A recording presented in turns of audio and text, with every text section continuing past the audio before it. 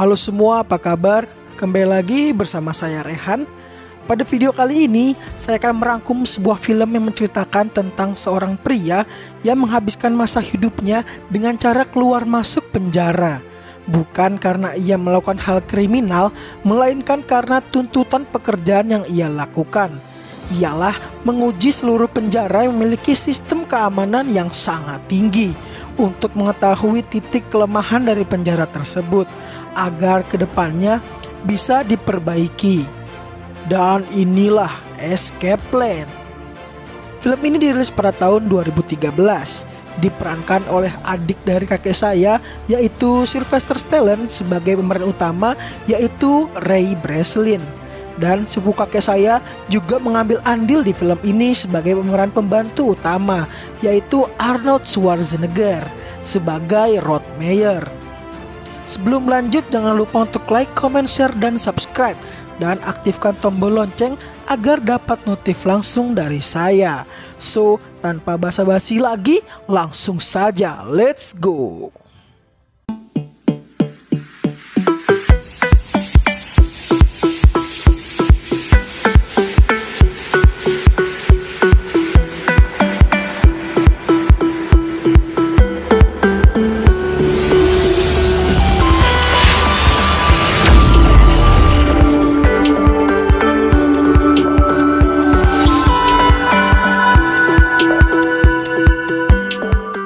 Film dibuka dengan menunjukkan Ray yang sedang berada di salah satu penjara dengan keamanan paling ketat di Amerika.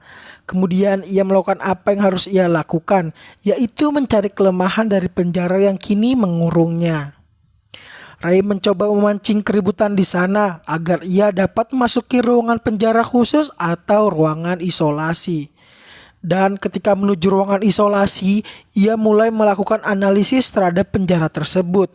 Mulai dari kebiasaan dari para sipir penjaga, seperti kapan mereka makan siang, hingga kapan mereka merokok.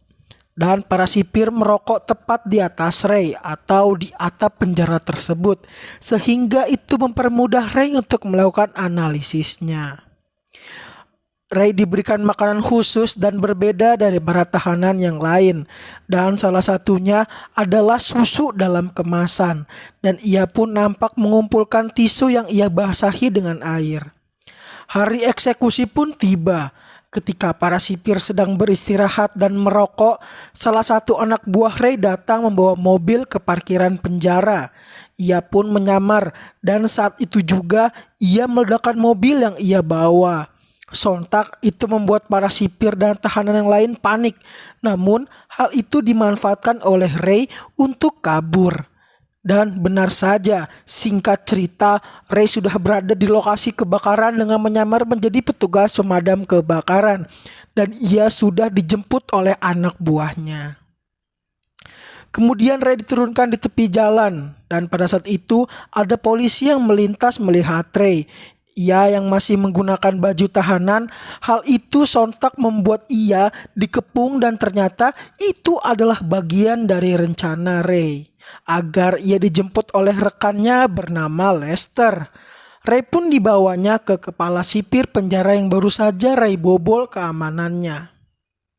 Kemudian Ray bercerita kepada kepala sipir bagaimana ia dapat kabur dari penjara tersebut. Mulai dari lokasi penjara, ia mengatakan bahwa lokasi penjara yang bersebelahan dengan markas pemadam kebakaran adalah sebuah kelemahan. Dan karena itulah Ray dapat kabur tanpa diketahui oleh para penjaga. Kemudian Ray juga sengaja memancing kericuhan agar ia dapat masuki ruang isolasi, agar ia dapat mengetahui tata letak penjara itu. Dan kelemahan di penjara ini adalah dalam penjagaan napi beresiko tinggi. Seharusnya ia dijaga dengan 2 orang sipir, namun di penjara ini hanya menugaskan 1 orang. Kemudian Ray menjelaskan kebiasaan para penjaga, yaitu untuk beristirahat dan merokok. Dari hasil analisis Ray, ia memiliki waktu 7 menit tanpa pengawasan selagi para petugas sedang beristirahat. Dan Ray memberikan sebuah surat yang berisikan tanggal dan jam berapa kepada anak buahnya untuk menjalankan aksinya. Lalu ia menjelaskan bagaimana ia dapat keluar dari ruangan isolasi yang masih terkunci, yaitu dengan susu dalam kemasan yang diberikan kepadanya, dan Ray memanfaatkan tisu yang ia dapat untuk mengganjal pintu kecilnya agar tidak terkunci. Ray juga memanfaatkan plastik yang berada di dalam susu kemasan sebagai salinan sidik jari petugas pada saat menekan tombol kode pintu sehingga Ray dapat mengetahui kodenya dan dapat keluar dari ruangan tersebut. Kemudian Ray menuju ruang CCTV untuk memanipulasi CCTV yang berada di ruangannya. Lalu ia pergi melalui sebuah cerobong asap yang terhubung dengan markas pemadam kebakaran. Dan hal itu dilakukan sebelum ledakan itu terjadi sehingga Ray dapat bersiap dan menyamar sebagai salah satu petugas pemadam kebakaran. Mendengar penjelasan dari Ray, sang kepala sipir pun bingung dan bertanya satu hal kepada Ray, yaitu orang macam apa yang rela menghabiskan waktunya dalam penjara. Dan hal itu dijawab oleh Lester bahwa hal itu adalah passion atau bakat yang dimiliki oleh Ray. Ketika ia sedang di ruangannya, ia mendapatkan panggilan dari Lester bahwa ia kedatangan tamu, dan ternyata tamu itu adalah seseorang dari CIA. Wanita ini bernama Jessica Meyer. Ia memberikan tugas kepada Ray untuk menguji penjara yang berisikan para penjahat, teroris, bahkan para ketua mafia dan ketua gangster berada di sana. Dan seperti biasa, Ray ditugaskan untuk menguji tingkat keamanan penjara di sana. Namun penjara ini dikelola oleh pihak swasta, sehingga dari pihak pemerintah atau negara manapun tidak mengetahui perihal penjara ini. Dan sontak itu membuat para anak buah Ray ragu-ragu dengan tugas yang kali ini. Namun berbanding terbalik dengan Lester, ia malah bersemangat karena Jessica rela memberikan bayaran 2 kali lipat dari bayaran yang biasa diterima oleh Ray, yaitu sebesar $5 juta, dan itu sudah dibayar cash oleh Jessica.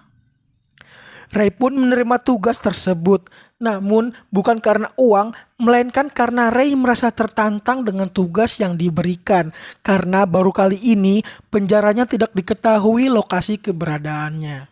Singkat cerita, Ray mendapatkan identitas barunya sebagai narapidana.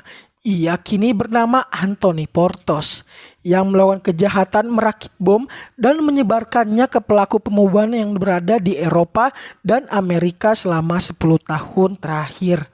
Dan ia juga memiliki informasi tentang orang dalam di sana, yaitu sipir bernama Roger Mars. Dan ia juga mendapatkan kode evakuasi jika terjadi hal-hal yang tak diinginkan. Ray pun menjalankan tugasnya.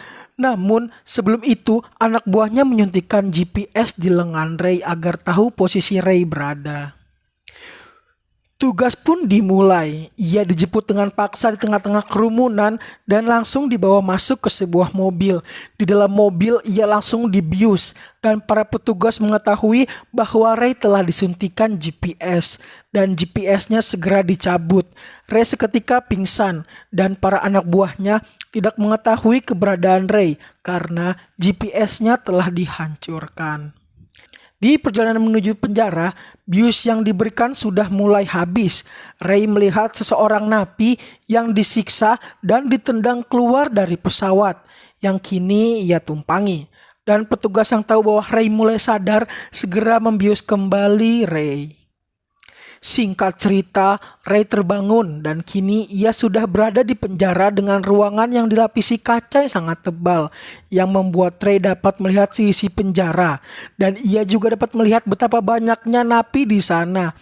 Penjara ini terbagi dari 4 bagian, yaitu ada sektor A, sektor B, sektor C, dan sektor E. Dan semua itu dijaga dengan penjagaan yang sangat ketat dengan CCTV yang dijaga oleh banyak orang. Entah berapa, yang pasti lebih dari 5 orang.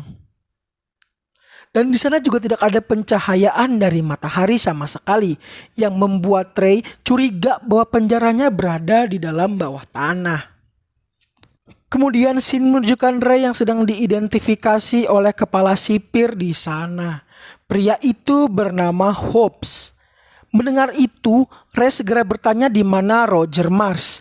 Hobbs menjawab bahwa tidak ada Mars di sini.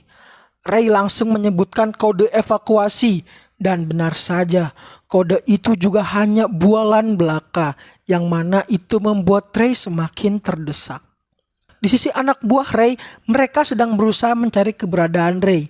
Namun tetap saja, ia tidak dapat menemukan di mana Ray berada.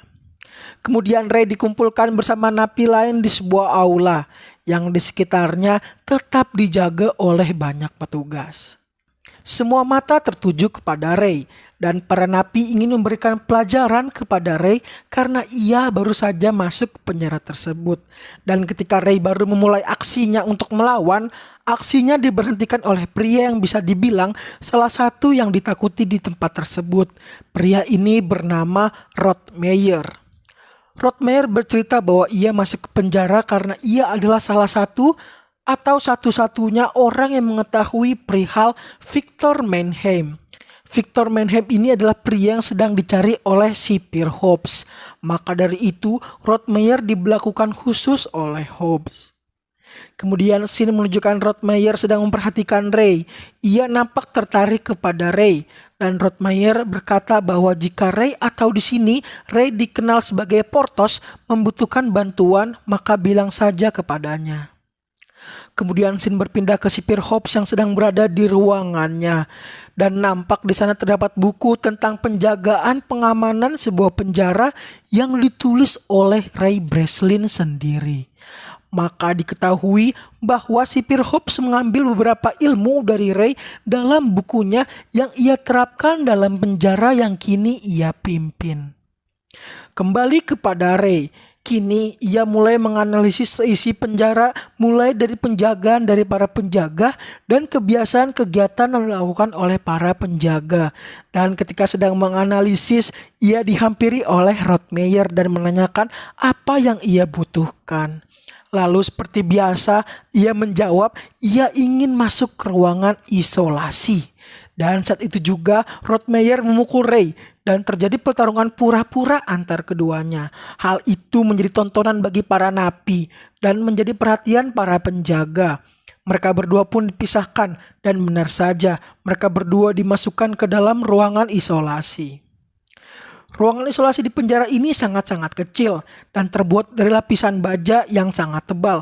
Dan di sana mereka berdua dihukum dengan cara menembakkan lampu yang sangat-sangat terang sehingga itu membuat Ray dan Rod Meyer sangat-sangat tersiksa karena hawa panas yang ditimbulkan dari cahaya dari lampu dan ruangan kedap yang terbuat dari lapisan baja. Namun bukan Ray namanya, jika ia tidak berbuat sesuatu, ia tetap berpikir dan menganalisis untuk mencari jalan keluar dan kelemahan dari ruangan isolasi itu sendiri. Setelah hukumannya selesai, Ray pun diperiksa oleh seorang dokter untuk memeriksa tekanan darah dan keadaan Ray pasca hukuman yang diberikan.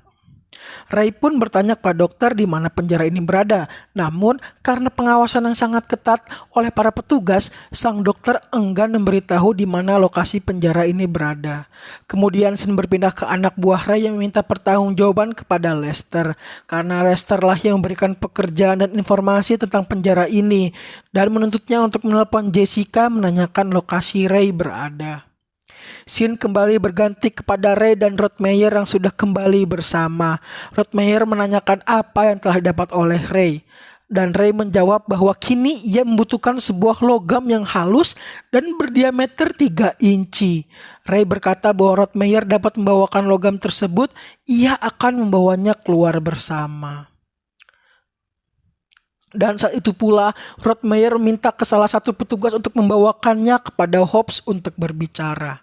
Rod Meyer pun dibawa ke sebuah ruangan dengan menutup mata dan di sana sudah ada Hobbs yang menunggunya.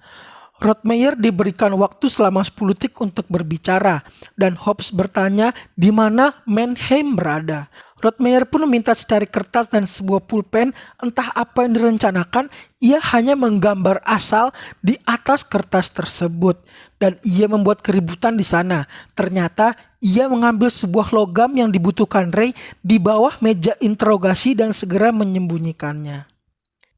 Ia pun segera memberikannya kepada Ray. Ray pun jujur kepada Rottmeyer bahwa pekerjaannya adalah membobol penjara. Dan kini seseorang mengirimnya ke penjara ini untuk diuji. Dan Ray juga curiga bahwa Hobbs menggunakan ilmunya untuk diterapkan di penjara ini. Dan ia tahu bahwa ia dijebak oleh seseorang agar ia tidak dapat keluar dan menghabiskan masa hidupnya di penjara ini. Ray pun kembali meminta kepada Rottmeyer untuk kembali ke ruangan isolasi untuk menjalankan aksinya, karena Ray melihat di bawah ruang isolasi terdapat saluran air yang dapat ia masuki setelah ia melakukan analisis terhadap tata letak dan struktur dari bangunan penjara ini.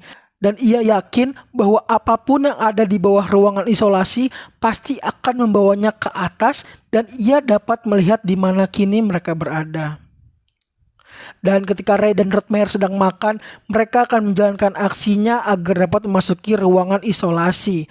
Ray berkata bahwa ia membutuhkan pengalihan selama 5 menit saat ia keluar dari ruangan isolasi.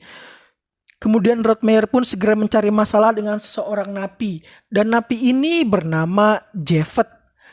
Terjadilah keributan di sana yang membuat Ray, Rottmeyer, dan Javed dibawa ke ruangan isolasi.